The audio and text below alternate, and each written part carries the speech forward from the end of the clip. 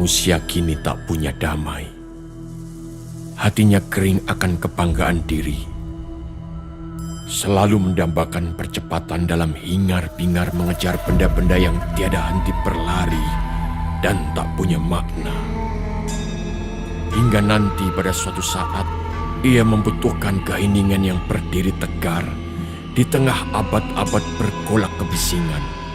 Sampai pada akhirnya ia yakin, di dalam lautan cinta yang tak terukur, ada makna terdalam yang terbesit dalam doa. Biarlah sang pembebas menjadi pelindungku.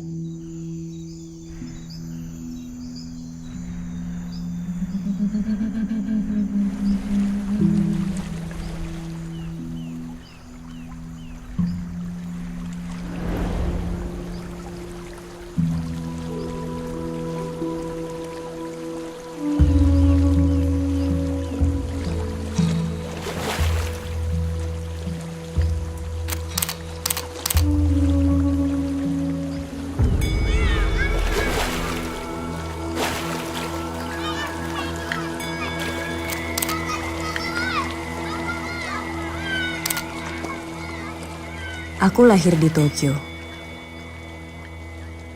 besar di Bandung, dan sekarang bekerja di Jakarta.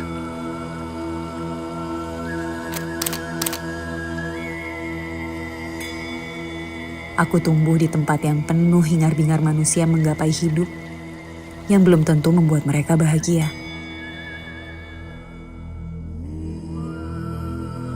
Ketika aku ditanya dari mana asalku, aku hanya menjawab suku dan budaya orang tuaku. Setelah itu aku tenggelam dalam pertanyaan, dari mana sebenarnya asalku?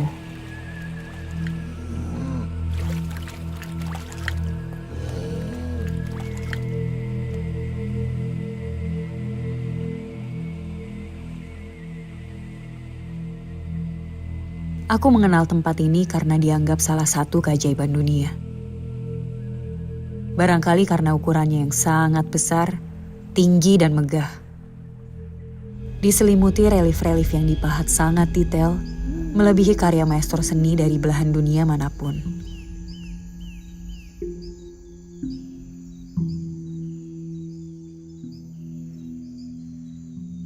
Dari apa yang aku baca, sepertinya tempat ini tidak sekedar berisi kemegahan sebuah karya manusia saja. Barangkali aku menemukan jawabannya di sini. Halo, selamat siang Mbak. Selamat siang. Ya, nama saya Mura. Saya dari Balai Konservasi Borobudur. Senang berjumpa dengan Anda. Iya. Tadi kayak keliling-keliling ya? Iya, udah keliling-keliling ngelihat reliefnya. Iya. Ini tuh sebenarnya reliefnya bercerita tentang apa sih, Mas Murah? Candi Borobudur ini totalnya ada 1460 relief. Satu relief itu satu bingkai cerita seperti ini. Oh. 1460 jika kita bagi 4 sama dengan jumlah hari dalam 1 tahun. Berarti butuh waktu 4 tahun untuk membaca seluruh relief di sini. Wow. Jadi ada 10 lantai. Dinamakan Dasa Bodhisatwa Bumi Sedoso 10. Jadi 10 lantai untuk mencapai pencerahan tertinggi. Jadi ini seperti sekolah tinggi pada waktu itu. Nah, selain dibagi dalam 10 tingkat, dibagi juga dalam 3 gambaran kehidupan manusia. Yang pertama adalah Kamadhatu, artinya dunia keinginan. Itu berada di kaki Candi Borobudur. Kemudian pada badan candi namanya adalah Rupa Dhatu, dunia rupa. Ada banyak sekali relief, ada Lalita Vistara, Jataka, Awadana, Gandawiwa, dan Badracari. Jadi cara membacanya kita adalah searah dengan jarum jam. Jadi kita bergerak seperti ini. Ke kiri ya, berarti ya. Jadi mengkanankan bangunan utama. Pradaksina artinya seperti itu. Nah, ini adalah menceritakan tentang Gandawiwa. Jadi kisah tentang seorang anak saudagar kaya namanya Pangeran Sudana. Dia seorang yang sangat kaya, tapi dia belum memiliki pencerahan, belum memiliki pengetahuan tertinggi. Kemudian dia berjalan berkelana keliling India. Dia mencari 54 orang kalyana mitra, guru, untuk mendapatkan pencerahan tertinggi. Nah, salah satu guru ciri-cirinya adalah beliau berjenggot seperti ini. Ya, jadi dia ada jenggotnya, nggih. Beliau berada di sebuah bangunan. Nah, bangunan-bangunan seperti ini juga menginspirasi masyarakat sekitar Borobudur sejak masa-masa itu untuk kemudian dijadikan bangunan. Tidak hanya bangunan akan tapi juga cara berpakaian, cara meramu makanan, membuat makan, menyajikan dan sebagainya.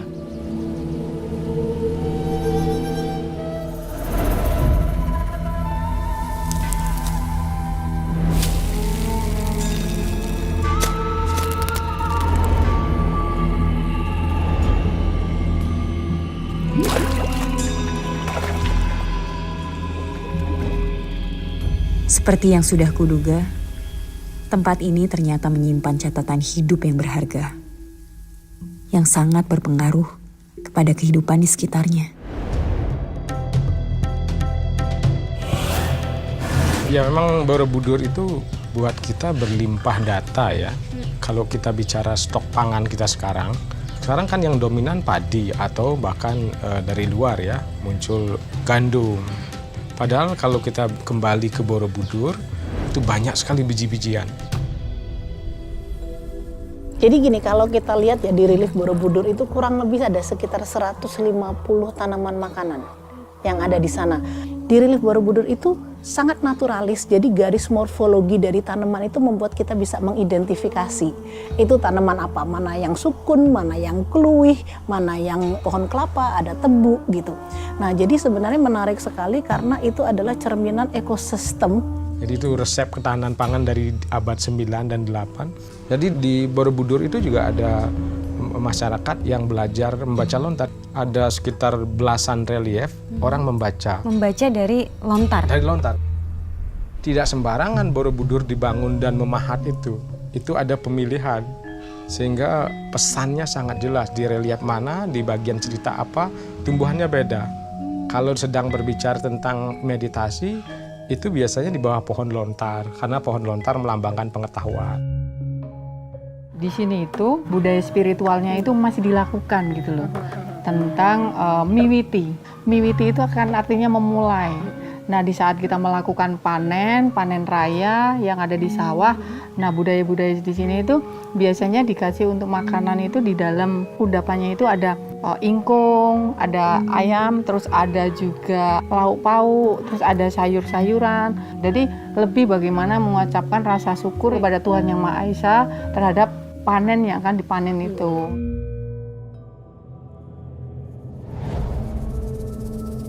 Selain budaya syukur, masyarakat menguasai ilmu titen, yaitu kesadaran untuk teliti terhadap perubahan alam, arah gerak angin, dan segala bibit tanaman yang akan ditanam, sehingga mampu menghasilkan panen yang bermanfaat bagi kehidupan pangan mereka.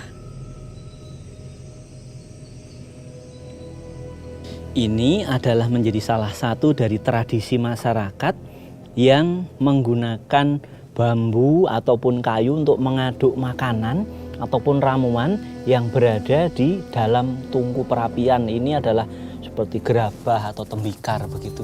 Dimana dulu barangkali belum mengenal besi dan sebagainya, logam, sehingga ini menggunakan tanah liat. Tentunya ini lebih ramah lingkungan. Ramah lingkungan. Kalimat yang sering aku dengar dan baca di sudut-sudut tembok kota. Tapi seolah-olah tidak pernah terlaksana. Semua hanya seperti slogan. Tapi di sini, tanpa ada kalimat itu, masyarakat sudah dengan sendirinya menjaga lingkungan agar tetap ramah pada kehidupan ini.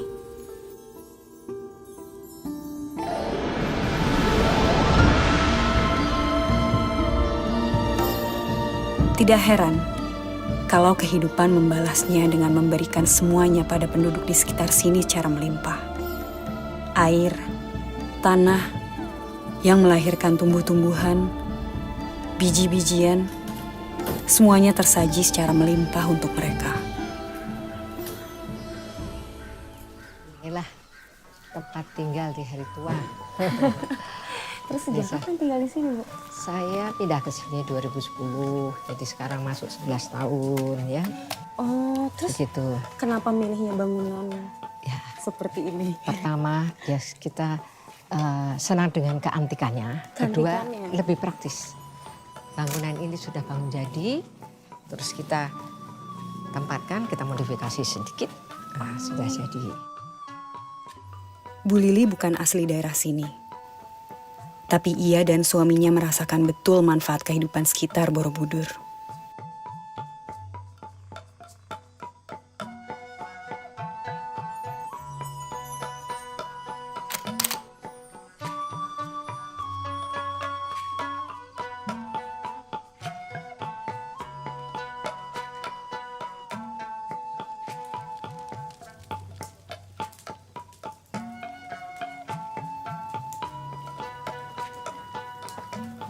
Ya, Mbak. Nah, Ini dapurnya masih tradisional banget ya Bu ya? benar Mbak, beginilah ini yang disebut dapur kotor ini. Nah ini tadi berarti kan yang diambil di kebun ya? Betul. Rencananya mau dibuat jadi apa Bu? Nah, saya mau bikin lodeh kluwe. Lodeh kluwe itu isinya ya ini, sangat sederhana, hanya kluwe muda, kacang panjang dan daun melinjo. Berkuah santan, dan Santan. bumbunya rempah. Tulis saya mulai, saya akan masukkan ininya. Saya tuh karena berhubung saya tuh hobinya masak, saya mencoba mengenali budaya masyarakat sekitar ini melalui makanan-makanan mereka. Nomor satu saya temui di pasar, apa yang dijual oleh mereka. Kemudian saya tiru di rumah. Saya tiru di rumah, terus saya coba, oh ini bumbunya rempah-rempah ini. Terus saya coba mengadakan sendiri, karena tidak semua barang rempah yang kita cari itu setiap hari ada di pasar. Itu Jadi ada. Ibu nanem nih ya? Ya, contohnya saya kayu manis, saya ada pohon kayu manis. Cengkeh juga ada, jahe ada, kunyit ada ya. Orang dulu tuh kan kalau masak jarang goreng-gorengan. Paling panggang dan rebus. Sehat banget ya? Kedua, mereka banyak menggunakan bumbu basah, tidak bumbu kering.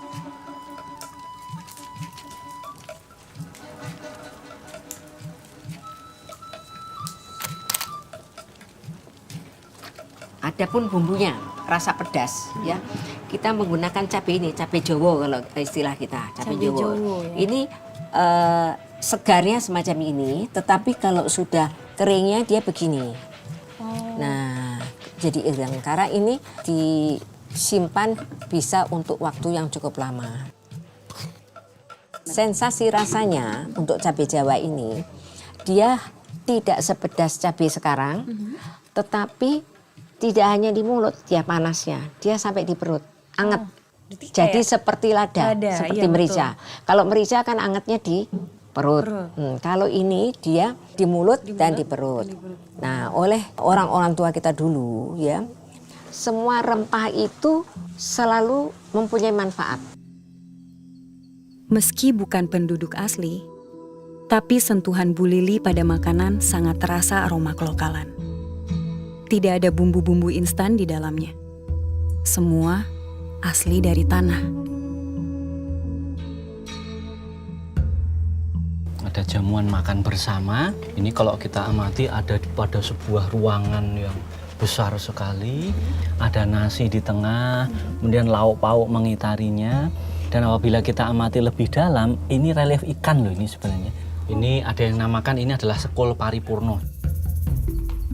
Sekul paripurno sendiri kan ada ya di relief candi. Nah, nanti bisa disajikan di saat wisatawan itu akan datang di situ secara tradisional dan kita bisa mengambil makanan-makanan itu yang ada di lingkungan sekitar. Dan paripurno itu kan bicaranya sempurna ya. Iya. Artinya kesempurnaan, artinya semua representasi dari ekosistem dan ragam vegetasi itu ada dalam satu sajian. Benar.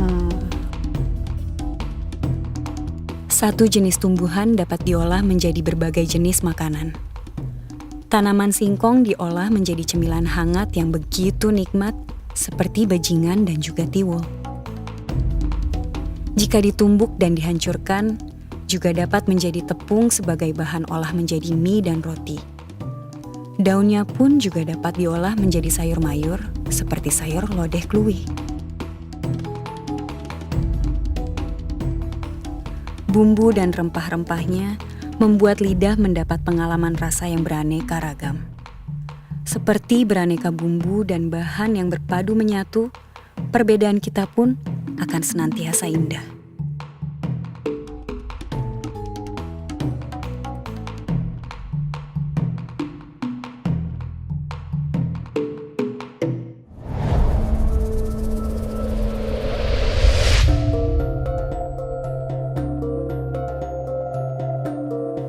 Selain Bu Lili, aku bertemu dengan seniman batik yang berasal dari daerah sini.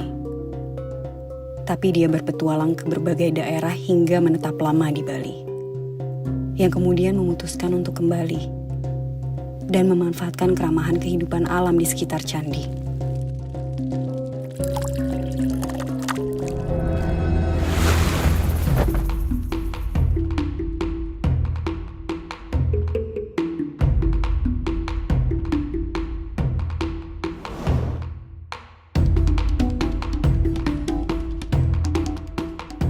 Di atas tanah seluas 2,5 hektar, beliau membangun sanggar seni, tempat dia berkarya dengan puluhan pekerja dan karyawan yang berasal dari penduduk setempat.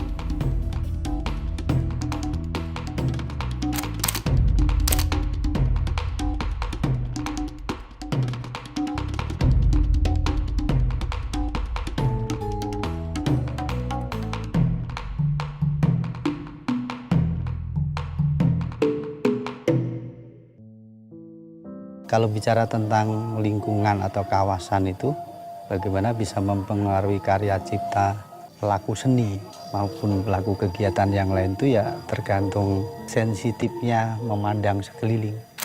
Contoh ini, batik yang saya pakai ini saya ngambil makna dari lunglungan, tumbuhan ya, tumbuhan merambat yang ada di kawasan Borobudur. Banyak sekali. Itu pasti bentuknya melumah, mengkurep, bahwa bagaimana kita itu harus mau menerima. Nah, tapi setelah kita menerima itu tidak hanya terima kasih, terima harus kasih. Nah, maknanya adalah ngapurancang nyambut tamu itu, tamu datang berarti kita terima. Oh iya. Setelah itu kita gupuh, harus suguh, harus mau memberi. Jadi di sini banyak sekali kain-kain sutra yang turun dari surga ceritanya, diperebutkan oleh masyarakat pada waktu itu. Ada yang diikatkan pada perutnya, ya, kemudian ini ada yang dijuntai di atas bahunya, kemudian ada yang dipeluk, ada yang dijuntai di tangan seperti ini, ya, sambil tangan kirinya itu mengambil kain-kain sutra yang lain seperti ini. Jadi kain-kain sutra ini menjadi bagian dari atribut masyarakat hingga saat ini juga. Tentunya batik juga memiliki banyak sekali makna-makna kehidupan, ya kan. Ada yang batik pesisir, ada yang batik keraton, dan sebagainya. Ada motif-motif hiasan, khususnya ya hiasan binatang dan juga tumbuhan itu sendiri, ya. Saya tahu ilmu tentang dunia kriya, ya harus saya jalankan. Setelah kita jalankan, mau nggak mau bahwa manusia itu seperti batik, makhluk sosial yang nggak bisa sendiri. Apa yang saya buat ini bisa urip, agawi urup, jadi hidup yang bisa bermanfaat untuk orang lain. Dengan konsep gotong royong, bukan kapitalis. Nah, di batik ini luar biasa, yang punya ide kreatif, yang pintar melukis. Oh, dia pada porsinya membuat desain, motif. Ya, setelah desain jadi ke arah coretan kain. Setelah coretan kain jadi butuh orang lagi toh ke pencanting. Ya butuh orang nyanting lagi.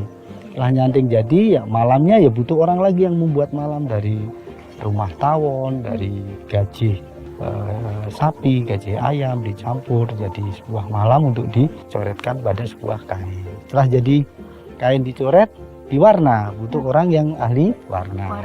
Dari mulai pewarna alaminya itu indigo, ada yang nanam, ada yang merumput. Nah, ini pengaruh juga dengan lingkungan yang ada. Oh, di sini banyak tumbuhan indigo vera atau pohon nila.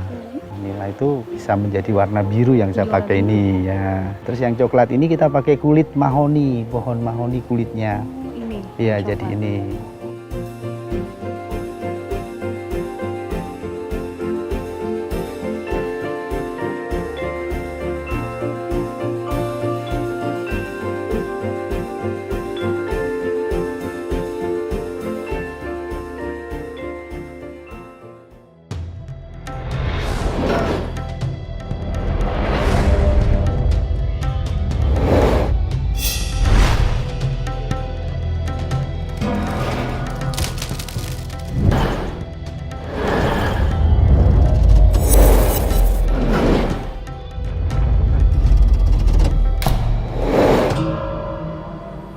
Bang Sony Santosa, seorang yang lahir dan besar di Sumatera, yang kemudian berpetualang ke berbagai daerah di Indonesia hingga ke Prancis. Dan hidup di sana sebagai seorang perupa.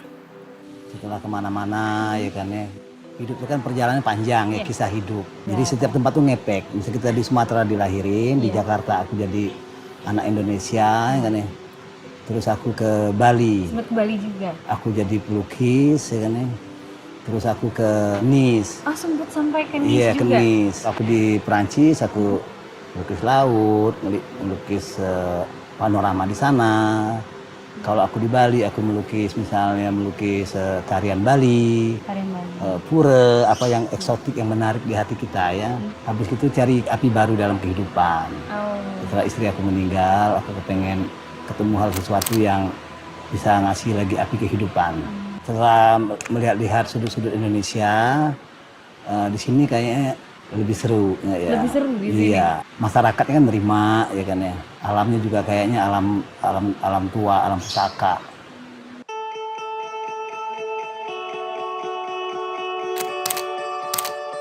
Di sini nih karena di pinggir sungai, jadi bikin kita selalu kepengen bergerak, berbuat kayak gitu. Karena bergerak terus ya. Dan ini di depan ini tuh sungai apa sih? Satu namanya Sungai Elo, satunya Sungai Progo. Kita ini di pertemuan dua sungai, ketemu di Jawa Tengah paling tengah dari 4 gunung ketemu di sini. Dan beruntung sekali ya, maksudnya dapat tempat di mana dua sungai bertemu. Ya beruntung untuk kita semua, jadi karena ini kan untuk umum, untuk kita semua. Iya ya. Jadi kalau kita pikir kalau yang bagus-bagus itu kalau untuk sendiri nggak keren. Ya. Jadi lebih bagus untuk kalau diberbagi ya? Iya. Sama seperti Pak Nur, Bang Sony kemudian memilih untuk tinggal di sini.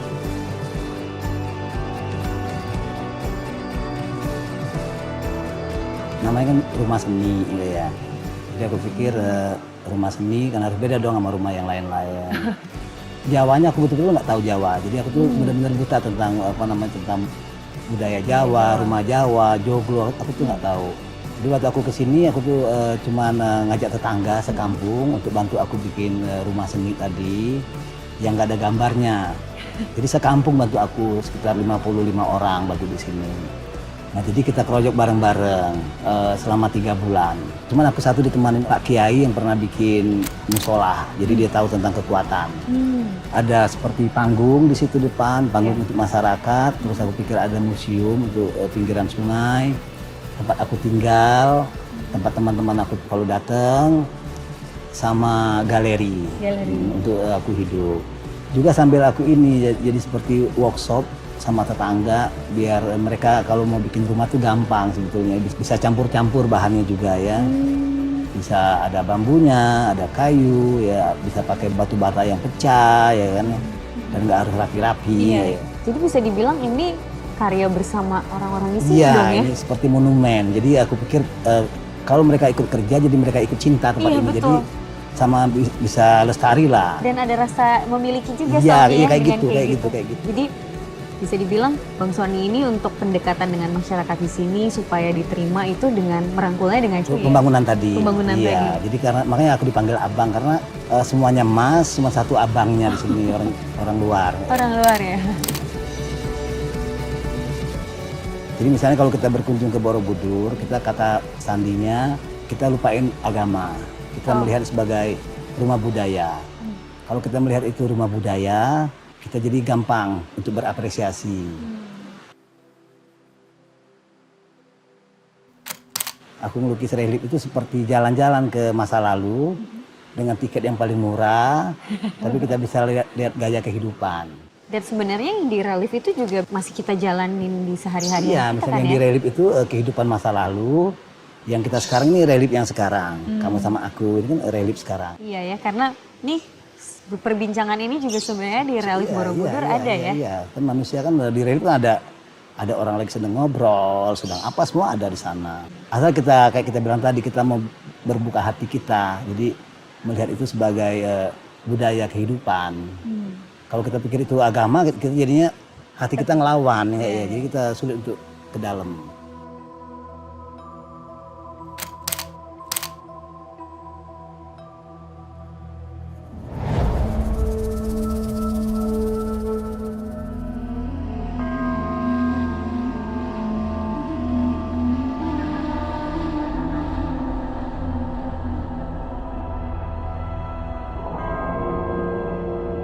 Manusia sekarang tak punya kedamaian. Hatinya dibasuh kesombongan. Ia riuh tegang dalam amarah perburuan untuk sebuah nafsu yang tak terpuaskan dan tidak ada maknanya. Dan sekarang, waktunya ketika ia harus datang untuk mencari kesunyian suci yang tengah berdiri di antara gelombang kegaduhan abad, hingga ia merasa yakin bahwa dalam cinta yang tak terbatas bersemayam makna akhir sebuah kebebasan yang nantinya melanjutkan pujian. Biarlah sang pembebas menjadi pelindungku.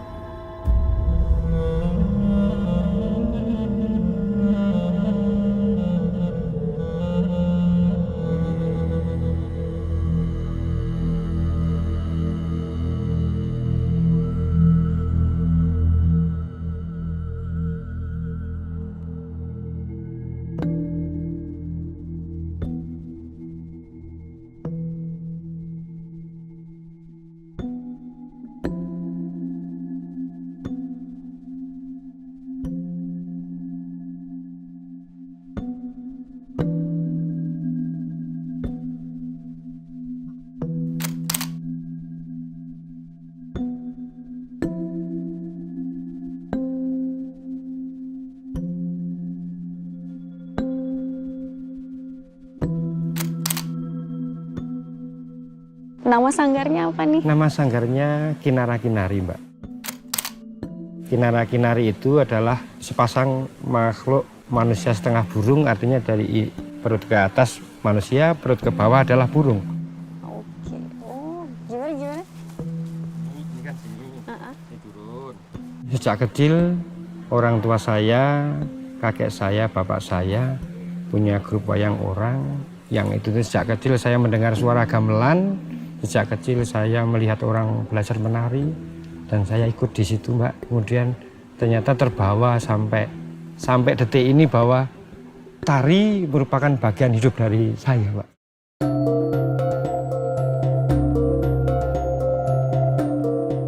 Kenapa saya harus pindah dari Merbabu padahal dulu saya sudah membuat festival 5 gunung, Mbak. Kenapa kok pergerakannya saya menuju ke sini? Memang sekeluarga saya pindah, Mbak. Waktu itu saya masih bekerja di Semarang lewat Candi Pawon. Kenapa bergerak?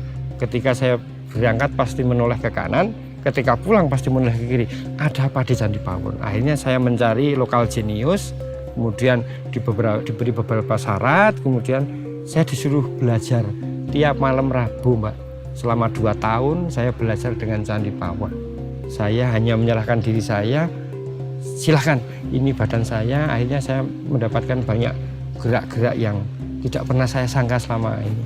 Ada gerak-gerak yang aneh menurut saya, tapi saya biarkan mengalir. Gerak itu tidak saya dapatkan ketika di Gaya Solo, di Gaya Jogja, dan sebagainya.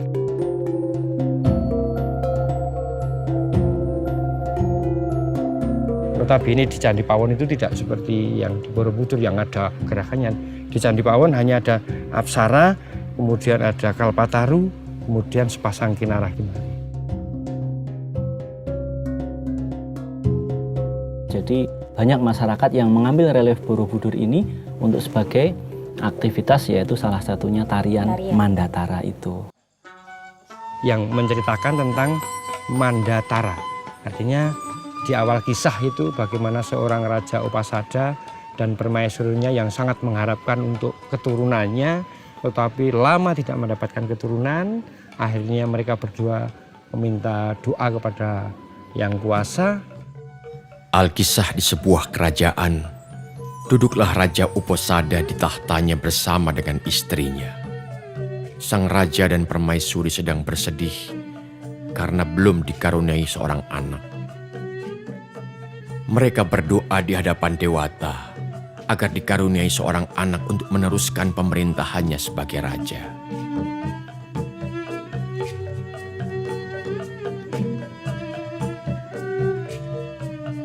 Sayangnya permintaannya tak kunjung terkabul.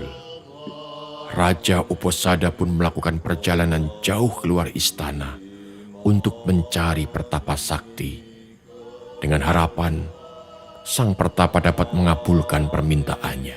Ada seorang suci, dia memberikan kendi air suci, seharusnya diminum oleh ibunya, tapi malah diminum oleh ayahnya, sehingga ayahnya ini hamil di kepala. Nah, makanya terlahirlah anak yang namanya Mandatara atau Murdata. Murda itu adalah kepala. Harapannya pun dikabulkan. Akhirnya, Raja Uposada dikaruniai seorang anak.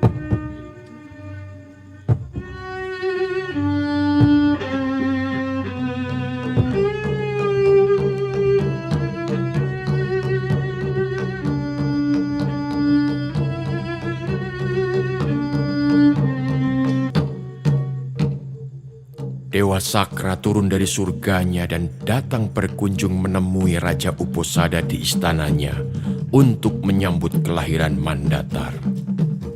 Sebab Mandatar digadang-gadang akan membantu para dewa di masa depan untuk mengusir kejahatan yang datang menyerang kedewataan.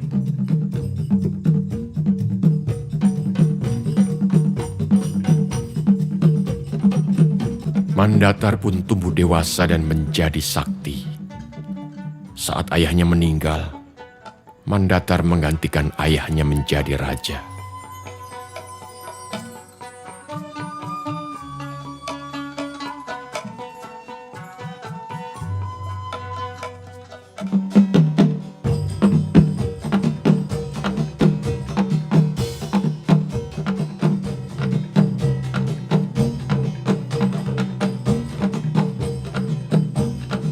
Setelah sang raja lengser, Mandatara menjadi raja.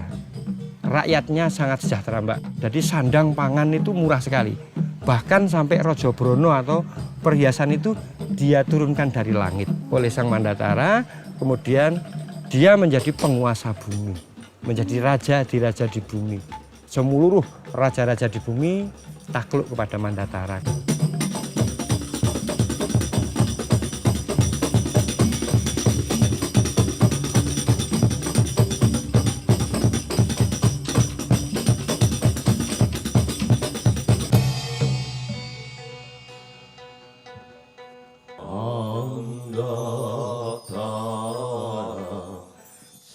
Tak puas kerajaannya makmur, Mandatar mengunjungi surga, tempat kerajaan para dewa. Ia ingin Dewa Sakra membagi tahtanya dengannya.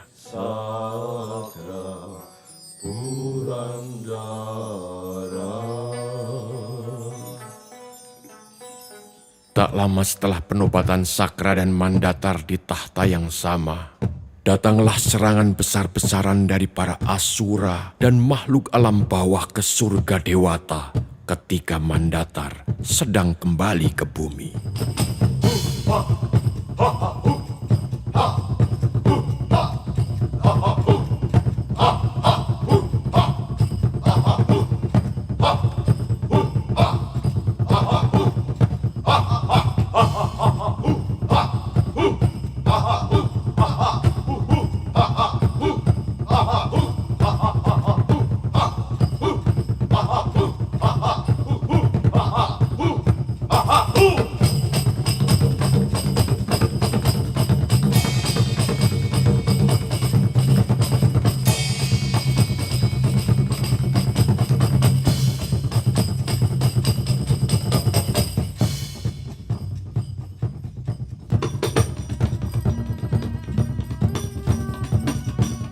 Dewa Sakra terdesak dan hampir dikalahkan para asura. Namun, tiba-tiba datanglah bantuan dari Mandatar.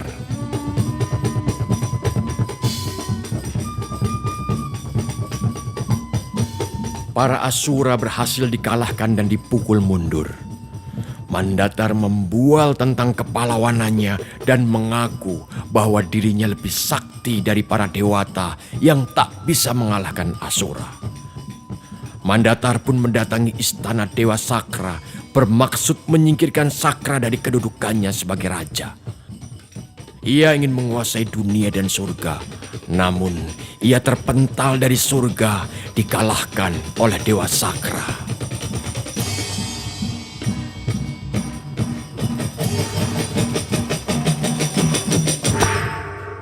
Dia kembali ke bumi, kemudian di hadapan rakyatnya dia bilang bahwa aku tidak pernah merasa cukup.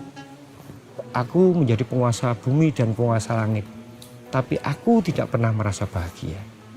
Karena hatiku tidak pernah merasa cukup.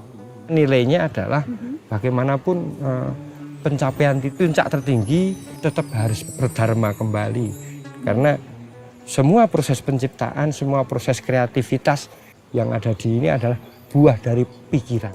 Ya, buah dari cipta yang ada di kepala ini. Maka dia terlahir dari kepala. Menurut saya itu yang terselip di balik cerita Mandatara Wadana.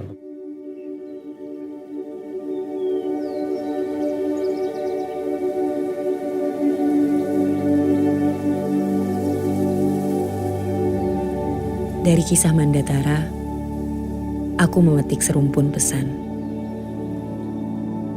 bahwa kepandaian dan kecerdasan akan menjelma kesombongan jika tidak diselimuti kearifan hati dan kebesaran jiwa.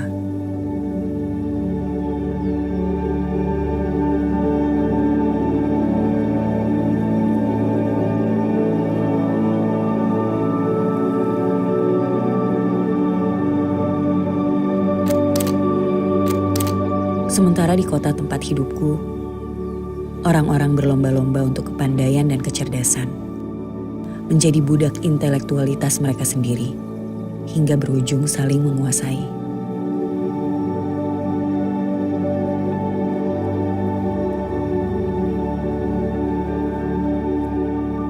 Satu dari ratusan kisah relief Borobudur mampu membuka mataku tentang arti kerendahan hati. Tidak heran jika tempat ini tidak hanya nyaman untuk penduduk asli, tapi juga nyaman bagi para pendatang sepertiku.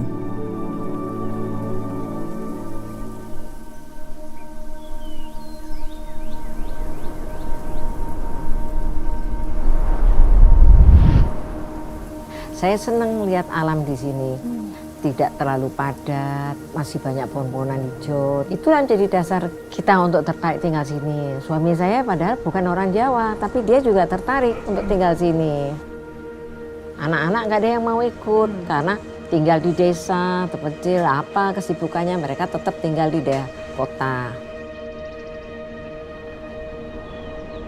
Ya memang asli di sini, tapi sempat keluar belajar di Jogja, ke Jakarta, ke Tangerang, terus ke Bali. Brojonolo sun tingali. Nah, dari kampung di Borobudur itu ada kampung Brojonalan. Sun tingali ada kampung tinggal. Anak barep ing bekangan. Nah, ing bekangan tuh kampung saya. Ojo owah ing arane. Tembang itu membuat saya teringat. Ya secara tidak langsung berarti bapak mama menghendaki untuk saya pulang. Setelah aku di sini di Borobudur ini, aku di sini aku lebih memahami lagi. Ternyata semuanya itu pendatang. Yang aslinya itu ya alam sungai ini, misalnya sana, ikannya ya gunung, itu aslinya.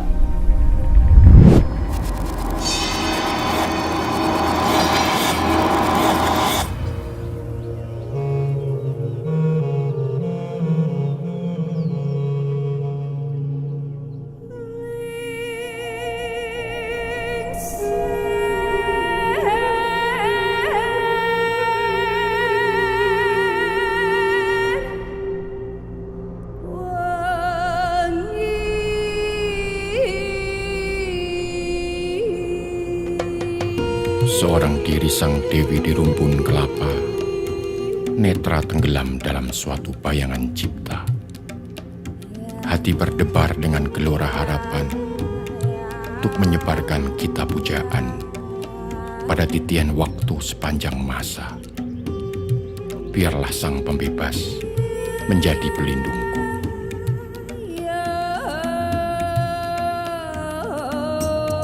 Zaman demi zaman, mentari setia mengguyur untuk menerangi keagungannya. Dikala panen ditabur dan dituai di ladang-ladang dekat gemericik sungai.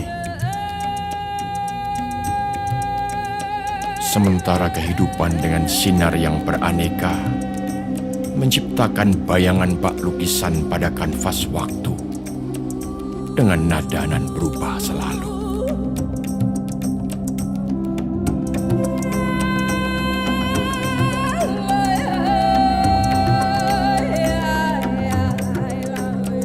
Begitu doa terucap di kehijauan sunyi pagi yang bersejarah, gaungnya menggema di tengah pencarian manusia. Di sela waktu yang muncul dan berlalu, biarlah Sang Pembebas menjadi pelindungku.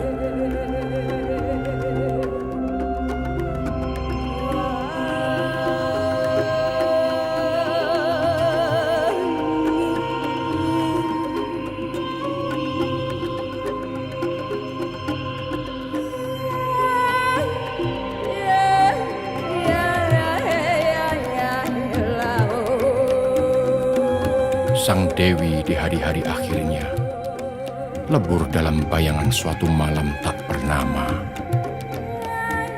Di antara sekian banyak malam tanpa kenangan, tinggallah penghormatan kepada irama bebatuan yang bertahan dan selalu berseru, biarlah Sang Pembebas menjadi pelindungku.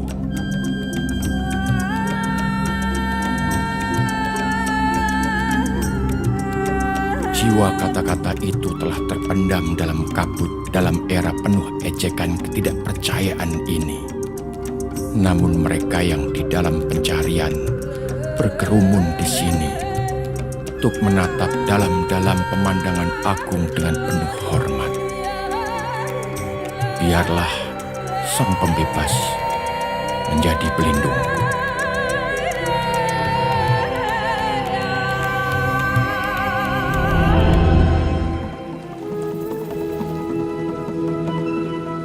Berbagi waktu dengan alam, kau akan tahu siapa dirimu yang sebenarnya. Begitu kata Suhoki. Dan masyarakat di sini melakukan semua itu secara nyata. Alam bukan sesuatu yang dengan ganas mereka taklukkan, tapi betul-betul menjadi guru yang mengajarkan kearifan dan kesederhanaan. Pencarianku tentang siapa aku, dari mana asalku, mungkin selamanya akan menjadi sebuah perjalanan dan pertemuan.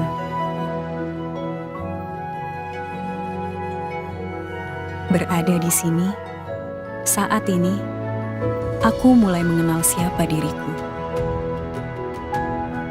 Dari rasa yang tercecap di lidah, dari aroma yang terhirup, dari gesekan kain yang menyentuh kulitku, aku merasakan bahwa rumah bukanlah tempat asalku. Tetapi tempatku menemukan cahaya saat semuanya menjadi gelap. Dari orang-orang yang aku temui, aku belajar bagaimana menjadi diriku sendiri. Terkadang kita diuji bukan untuk menunjukkan kelemahan kita, tetapi justru untuk menemukan kekuatan kita. Aku tersadar bahwa mereka ternyata adalah lilin-lilin dalam kegelapan hidupku. Sebab mereka yang memberikan cahaya dan ketenangan nyata bagiku. Aku hanya mengikuti kemana arah cahaya itu, dan aku percaya kalau lilin-lilin itu tidak akan mengecewakanku. Bersama orang-orang yang hidup di sini, aku melihat mereka membawa lilin-lilin yang menerangi kehidupan mereka sendiri. Dan tidak hanya untuk mereka sendiri, tetapi juga untuk orang-orang di dekat mereka. Pada akhirnya, di mana asalku, sukuku, daerahku, sudah tidak penting lagi buatku. Selama hidupku bisa menjadi cahaya buatku dan orang-orang di sekitarku, maka disitulah asalku.